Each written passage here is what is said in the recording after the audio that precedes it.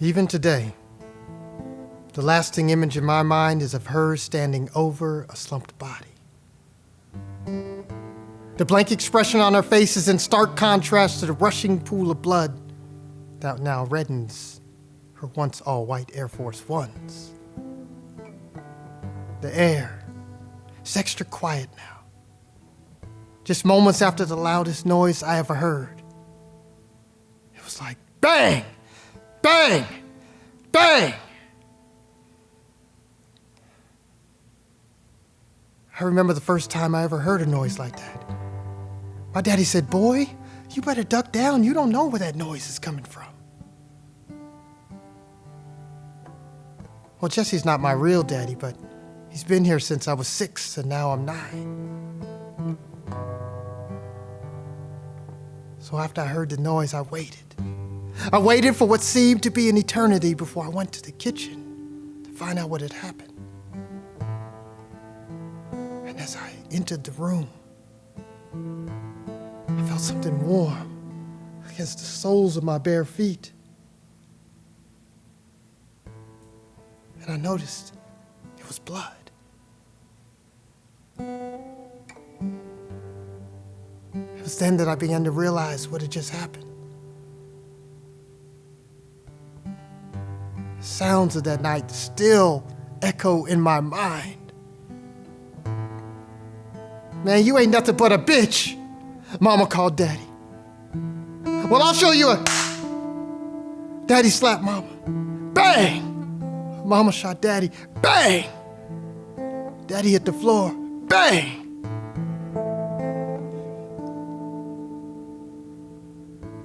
I was looking. I was scared and confused. Mama looked as if she didn't even know what had happened.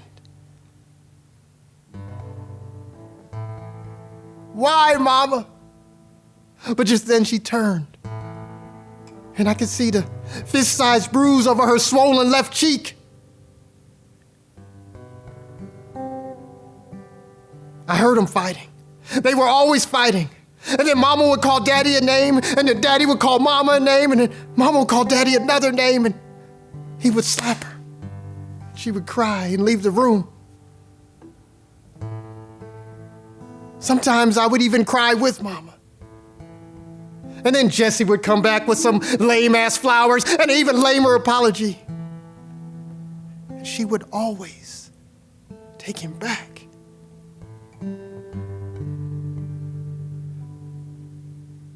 He said he wouldn't do it again, baby. That's what she'd say. Still dazed, Mama walks over to the kitchen table, sits down, placing the gun just inches in front of her. She spoke for the first time. "I told that bastard not to hit me again."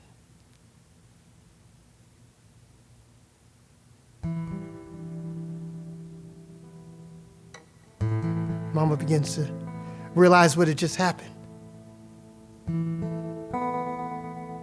She says, "I want you to know I didn't mean to kill him. And now I'm hearing police sirens and I don't know what to do. You know that it has nothing to do with you. You know I love you." Just as her words ended, I hear bang, bang, bang at the door. "Police, open up!" They kick in the door and they rush in. That was the last time I ever saw my mama.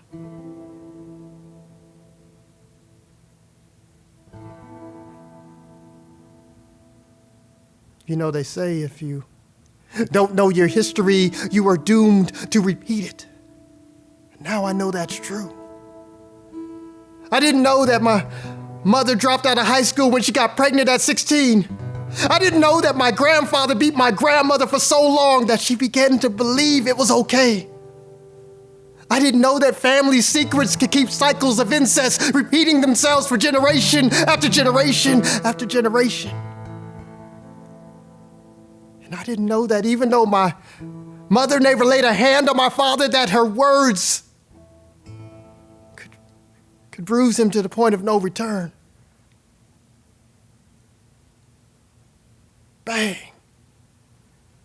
bang, bang. I didn't know that the echoes that I hear in my dreams at night are my history from then to now. A legacy of abuse, emotional, sexual, physical, and verbal. And now I know. And I choose to break the cycle.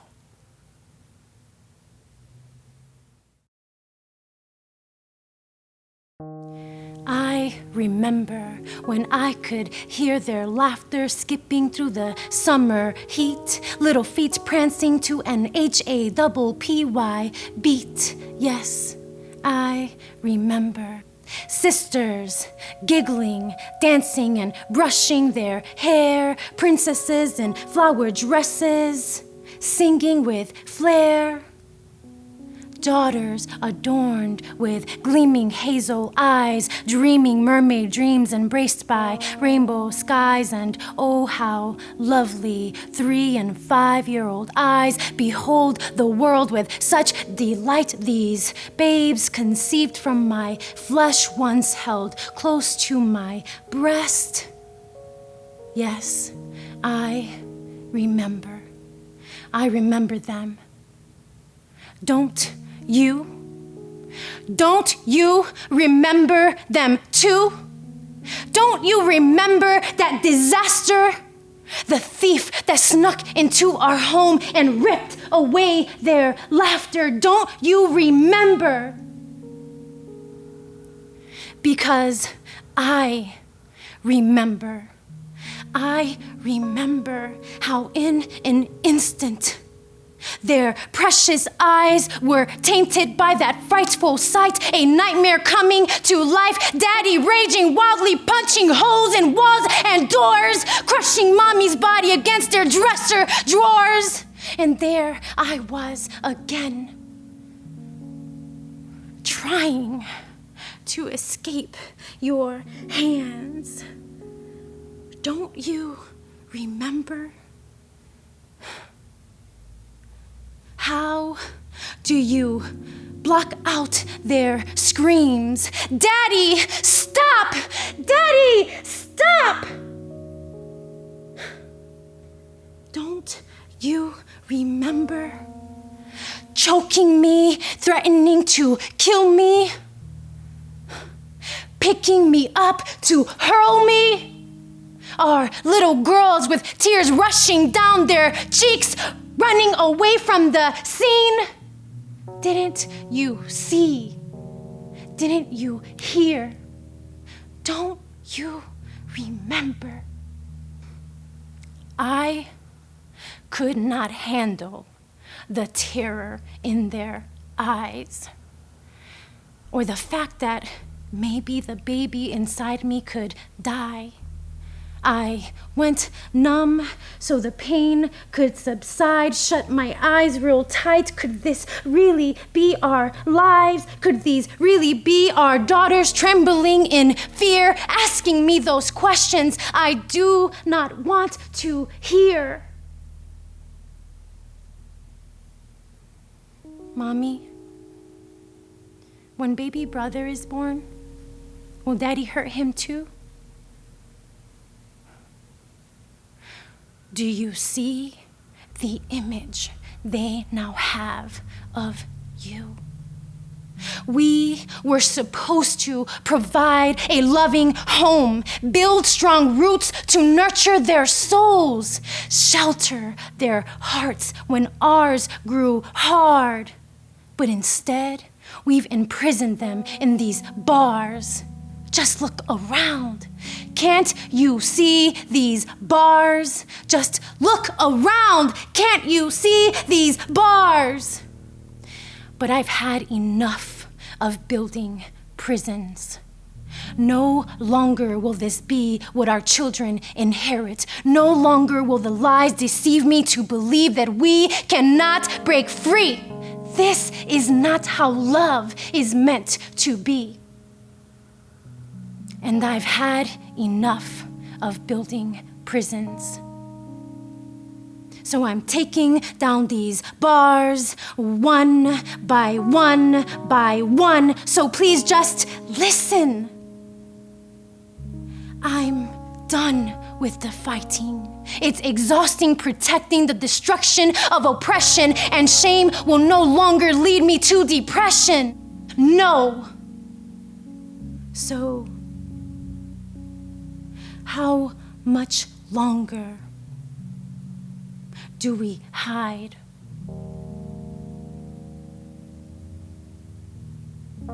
How many times do I listen to those silencing lies? Go ahead, call the cops, you'd say. Show me your bruises, where are you bleeding? They're not gonna believe you. I don't beat you. I never touched you. I'll tell them you're crazy and you're making it all up. Intimidation was your ally.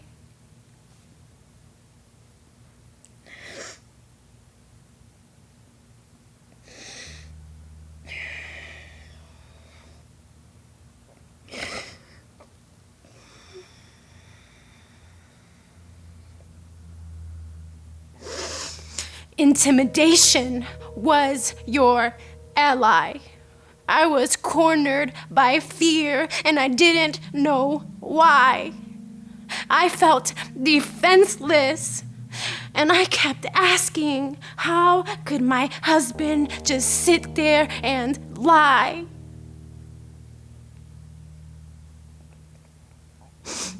Pregnant, jobless, family out of state. Fear consumed me, so I chose to stay.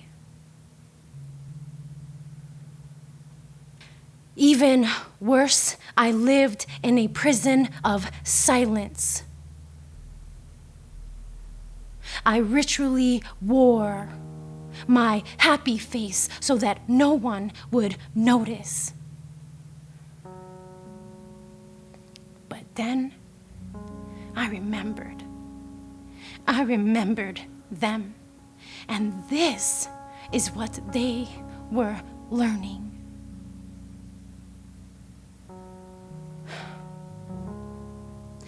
I've had enough of building prisons, and I'm taking down these bars one by one by one.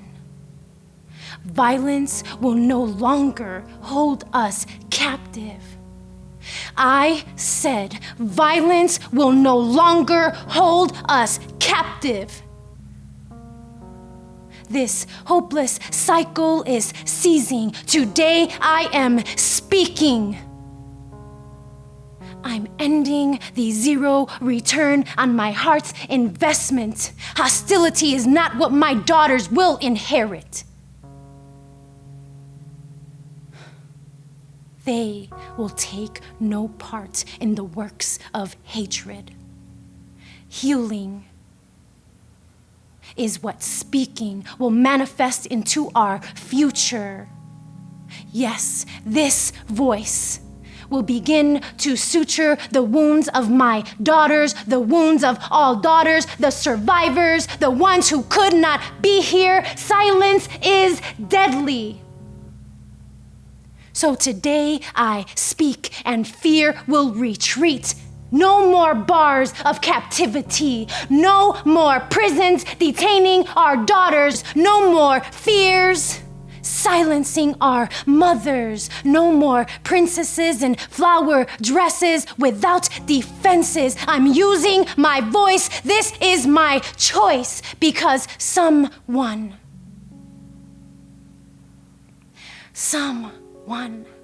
needs to get back her gleaming hazel eyes. Someone needs to get back her mermaid dreams embraced by rainbow skies. He mentally and sexually abused her. Now he's mentally and sexually confused her. Baby girl never had a real father. At least in her own mind, her genetic makeup was disowned years ago, when she shed her first tears alone. It was at the age of 7, when her sad excuse for a father began threatening if a word was ever said, then she'd be another dead, unsolved mystery. Believing those words were never a question. His actions always proved it, like the time when she felt bold and tried to scream. Punishing her horrifically for making a scene, he hog-tied his own daughter, taking both hands, tying them together behind her, then bound her ankles, pulling them back to wrap the rope connecting her feet to her hands, and then he drove her out to the desert and left her stranded for 3 hours, abandoned. And she was stuck trying to understand how a man can act in such a manner, how daddy could possibly beat his own family. That sick, sadistic pedophile changed the destiny of an angel, and she'll never be the same. Meanwhile, across nations of double standards, there was a young boy being raised in what his family portrays as a picture-perfect household. But his eyes remain focused upon hope, despite the fact that he stands alone in the multitudes, separated by desperation, segregated amongst the classes in a home with glasses flying through the air. Ceramic plates cannot escape the fate of this broken child. In despair, he's watching parental role models argue until their face turns blue. Hateful words pierce his impressionable innocence, while misdirected hollow-tip bullets explode into his chest, post-traumatic stress affecting. So he hides behind bunkered bedroom walls, but finds no sanctity.